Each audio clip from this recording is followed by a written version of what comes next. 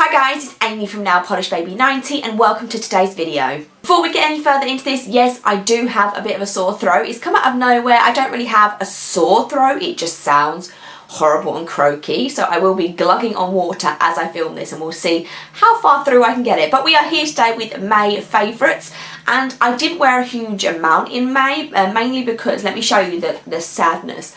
I broke both of these and both of these. So the thumbs are back to normal, but the pink little pointy fingers are still really sad, and I just really like to have good swatch photos, or as good as I can. I just think having one nubby nail isn't the best look.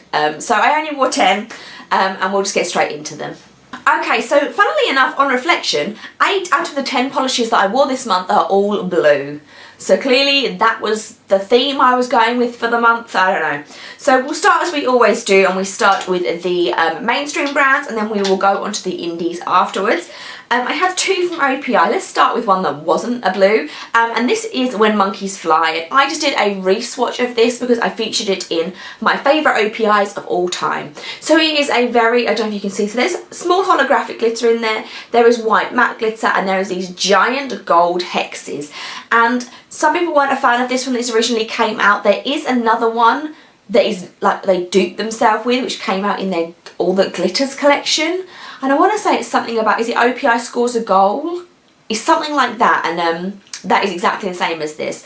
And yeah, anyway, people didn't like this originally when it came out because the big gold glitter they found a little bit hard to place, and it did kind of curl up from the nail. I personally have always loved this glitter. It's one of my favourites, obviously. And I just really love it over just a neutral nudish base. I just think it looks stunning. So you're going to see one coat of this, When Monkeys Fly, in the swatch photo. Glugging on water. The second one from OPI is a blue, and this one is this Colours Making Waves, and this came out in the last year's Hawaii collection, which was the spring collection, and it's just absolutely stunning. If I hadn't filmed my favourite blues, I would include it. It is that beautiful duo shift between a dark blue and a light blue, and on top of that there is bronze rose gold glitter in here, which is just stunning. This is one of those ones, when it was on my nails, I couldn't look away. This is right on the edge of a 2 to 3 coater. I found some nails were opaque in 2 and some needed 3, so it's like any duochrome, I tend to find them on the thinner side, but it builds up beautifully. And just look at the swatch photos for yourself because it is an absolute stunner. This Colours Making Waves by OPI. I have an Essie, and this one is Essie's Dive Bar. Now this is kind of similar to that this Colours Making Waves by OPI, where there is a very strong blue flash to this polish.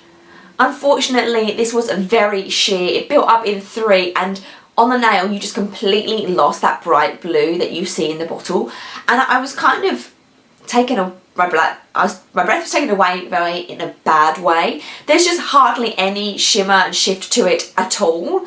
So it is a nice dark blue polish, but the shimmer and shift that you buy it for is completely missed. And I don't know how it can be so apparent in the bottle and so non-apparent on the nails. So this is 3 coats of Dive Bar by Essie. And the last mainstream is Slapper by Butter London. This is a lot more turquoise. It's picking up blue on camera. I feel like my camera is picking up colours differently today. Maybe I've put it on a funny setting, I don't know. So Slapper is a blue toned turquoise and really, really beautiful. All the Butter Londons that I have a really solid formula. 2 coats get completely opaque. It's just a nice colour. It might not be anything completely unique in your collection, but if you want something in this sort of range, this is a good one. So Slapper by Butter London. And onto the indies. The first one up we have is a Peculiar Star 2.0, and this came out this month by 90 Lacquer. It's the reformulation of a Peculiar Star, which came out in the Christmas collection. Due to a, I can't think of a recipe problem, Jess can't get the glitter that was originally in a Peculiar Star, so this new one has a lot more holographic and silver glitter, whereas a Peculiar Star, the original, was a lot more blue glitter based. This built up beautifully in 2. I would say that this is not as thick of a formula as the original A Peculiar Star. They're both very manageable, but some people who don't like a thicker formula, you may prefer this bottle to the old one. So I will put up the original first, and then I will put up a picture of the second one so you can have a comparison. So this is a Peculiar Style 2.0, which you will see second after the original.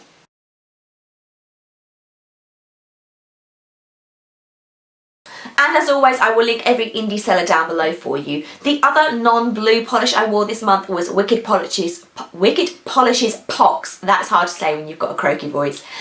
This is just beautiful. I have this and Gangrene, and they're kind of the icons from Wicked Polish. It's just a white cruddy base with a ton of neon pink and orange glitter in there. And I think I'm going to say exactly what I said when I wore Gangrene. Why does my hair look funny? Which was, when I painted this, which I painted it on my nails, not in like good lighting, I would say, I built it up in 3 coats to get that white base opaque, and I just didn't feel like there was any neon in it. I was really disappointed. But as soon as I went out in the daytime and in the sunshine, you can really see. In the swatch photos, you will see that neon glitter just pops on through. Same as with Gangrene, you can just wear 1 coat of this over a white and save you building it up in 3, but it will take you 3 to wear by itself. So Pox by Wicked Polish. We then have my first ever Fair Maiden polish, and this one is called Blue Moon Wisteria. Now this is a beautiful like dark cornflower blue colour, and there is a subtle pink flash, and it is as subtle in the bottle as it is on the nail. So in a way it's quite good that it matches what it's going to be like, because it is very subtle both ways, bottle and nail. Built up beautifully. This is my first Fair Maiden polish, like I said. I have one more that I'm going to try, but this was a beautiful 2-coater, no problems, nice and easy. Blue Moon Wisteria by Fair Maiden Polish. And the last 2 are picture polish. Now I don't own a ton of picture polish, and I think I probably have about like 8 in total. I'm not a massive picture polish like addict. Like, I know there are some people out there that love them. I like them. I don't think I'm in love with them.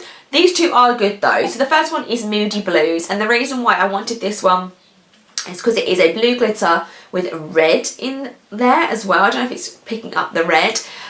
You do see the red on the nails. What you see in the bottle is another one. It matches the nails. It's a beautiful blue cream. It builds up very nicely, and then there's a very fine red glitter in there that is just so unusual and so beautiful. So yeah, really like this one. So that one is Moody Blues by Picture Polish.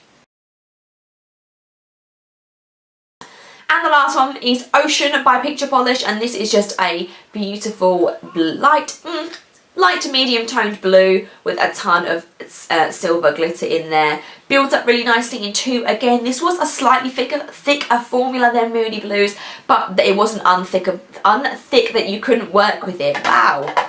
Voice and tongue twisters today. Really done a good one on that. So this is 2 coats of Ocean by Picture Polish. So like I said, everything for all the indie sellers will be down below for you. And before we get on to this month's non-nail polish now favourite, I just want to give a quick shout out to Becca, who runs the Instagram page A Certain Becca. I will link her down below for you. When I was doing my video the other day of, I think it was a haul I put up, and I linked people below for people that helped me find some of my lemmings, and she was one of the ones that when I was editing I realised that I hadn't said that Becca also tagged me on Facebook, and she's got an Instagram and a blog, so I will link that down below for you because I really do appreciate everybody's help in finding the lemmings. And I will be doing the new tag that's going around, which just started, which is what's on your lemming list. I may film that today if my voice holds out. And on to my non-nail polish now favourite for the month, and that is going to be a vlogger, reviewer, Instagrammer, YUKIE from A Warm Vanilla Sugar 0823. YUKIE is just absolutely amazing, and she's recently been doing a Flashback Friday series where she goes through her relationship with certain brands, so what colours she picked out from certain collections. She's been in the nail polish game a really long time, so if you want to see older polishes that you might not have seen anybody else talk about, YUKIE is definitely the one to go look at. That series is just amazing. It takes so much time and effort to film a video like that, and I really appreciate it. She's one of the first people that I started watching on YouTube. I think I first of all watched Holly, Jess and YUKIE, and then quickly came Lindsay and Zanora from finding those. I remember watching a very early video from YUKIE, so that was her OPI collection. extension, and it just blew my mind. So if you aren't subscribed to YUKIE, you really should be. It's down there for you if you want. So thank you so much for watching my May favourites and putting up with my croaky voice. I am filming a ton today, I hope, because I don't think I'm going to get to film for a while. So thank you so much for watching, and I will see you guys soon. Bye guys.